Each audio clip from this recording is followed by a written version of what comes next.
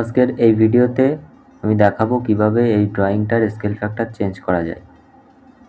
তো scale factor change করার জন্য আমি কিবোর্ড থেকে প্রেস করব SC এন্টার, তারপর এই ড্রয়িংটাকে সিলেক্ট করব, দেন এন্টার প্রেস করব। নিচে দেখাচ্ছে দেখো স্কেল স্পেসিফাই বেস পয়েন্ট, আমাকে একটা বেস পয়েন্ট দিতে হবে। তো আমি এখানটা একটা বেস পয়েন্ট দিয়ে দিচ্ছি এবং যে ভ্যালু দিতে হবে সেটা আমার, যদি ড্রয়িংটা আমি হাফ করতে চাই তাহলে 0.5 মানে যে ভ্যালুটা আছে সেটা আমাদের অর্ধেক হয়ে যাবে। যদি ড্রয়িংটাকে আমি ডাবল করতে চাই তাহলে ভ্যালু দিতে হবে 2, যেমন SC enter, then enter base point এবং 2। ওকে, এরপর যেটা হচ্ছে যে এই যে ড্রয়িংটাকে আমি যদি মনে করি যে একটা কপি করে করব, তাহলেও করা যায়।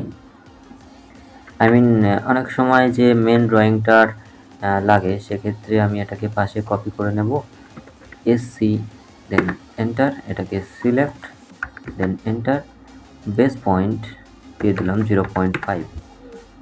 এরপর যেটা অনেক সময় আমাদের লাগে যে ভ্যালুটা আমাদের সেম রাখতে হবে, মানে এই যে 10 ফিট যেটা আছে সেটা আমাদের 10 ফিটই রাখতে হবে, কিন্তু ড্রয়িংটাকে ছোট।